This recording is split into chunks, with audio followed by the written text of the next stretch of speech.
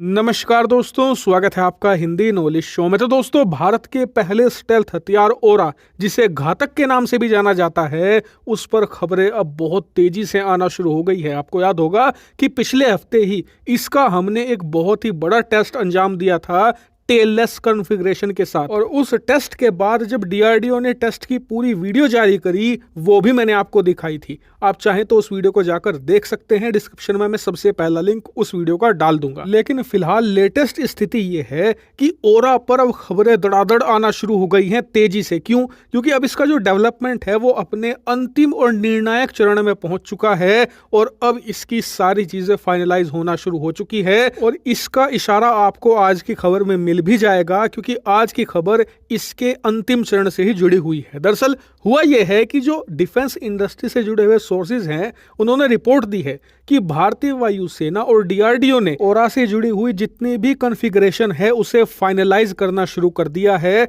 और बताया जा रहा है कि अब भारतीय वायुसेना के लिए एक नहीं, दो अलग अलग प्रकार के ओरा बनाए जाएंगे, यानी कि दो अलग अलग कॉन्फ़िगरेशन के साथ में। जो पहला इसका वेरिएंट होगा वो होगा प्योर स्ट्राइक कैपेबिलिटी के साथ में, यानी कि जिसका काम होगा दुश्मन के इलाके में घुसना, खासकर कि ऐसे इलाके में जहां पर हैवी डिफेंस एक्टिविटी होती हो, जैसे कि भारत पाकिस्तान का जो बॉर्डर है वो हैवीली गार्डेड है। वहां पर नॉर्मल प्रकार के लड़ाकू विमान अगर घुसेंगे, मान लीजिए अगर राफेल घुसता है पाकिस्तान के बॉर्डर में, तो पाकिस्तान को पता लग जाएगा, क्योंकि राफेल स्टेल्थ नहीं है। लेकिन ओरा के साथ ऐसा नहीं होगा, इसमें सारी स्टेल्थ कैपेबिलिटी होंगी। इसीलिए ये मिसाइलें लेकर पाकिस्तान के एयर डिफेंस में घुस जाएगा। पाकिस्तान का कोई रडार, कोई डिफेंस सिस्टम पता नहीं लगा पाएगा। और फिर पाकिस्तान के अंदर घुसने के बाद चाहे आप इससे स्ट्राइक बालाकोट में करवा लो, चाहे पाकिस्तान की राजधानी इस्लामाबाद में, उन्हें भनक भी नहीं लगेगी। यानी कि जो इसका पहला वेरिएंट होगा उसका सिर्फ काम होगा दुश्मन पर हमला करना।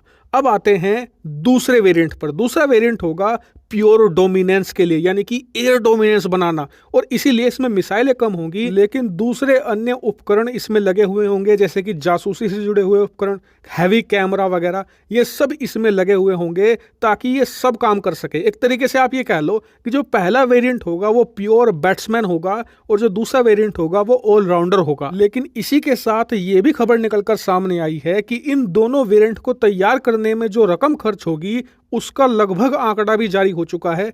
उस आंकड़े को बताया जा रहा है करीबन 8,000 करोड़ रुपए। जी हाँ, इन दोनों वेरिएंट को तैयार करने में 8,000 करोड़ रुपए खर्च होंगे। मेरे हिसाब से ये बहुत ही ज्यादा रीजनेबल है, बल्कि बहुत ज्यादा कम है। आप कहोगे यार 8,000 करोड़ रुपए बहुत होते हैं, कम नहीं होते। तो मैं आपको उदाहरण देता हूं, आप खुद समझ जाएंगे। दरअसल अमेरिका ने ऐसा ही यूसीएवी तैयार किया है, यानी कि ऐसा ही स्टेल्थ ड्रोन तैयार किया है। पता है कितने में? करीबन 12 से लेकर $14.5 बिलियन उसके डेवलपमेंट में अमेरिका ने खर्च किए हैं। और भारत की जो डीआरडीओ है वो कितने मांग रही है? 8,000 करोड़ रुपए, यानी कि $1 बिलियन भी नहीं होते हैं ये।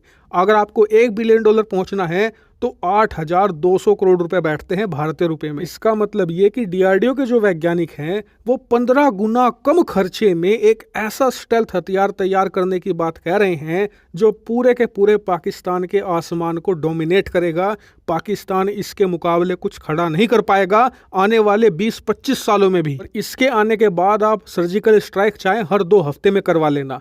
इसीलिए 8,000 करोड़ रुपए इसके सामने कुछ भी नहीं है। मेरे हिसाब से सरकार को जल्द से जल्द फंडिंग स्टार्ट कर देनी चाहिए। हालांकि इस पर आपका ओपिनियन डिफरेंट हो सकता है, कमेंट करके जरूर बताइएगा। Thank you very much for watching video.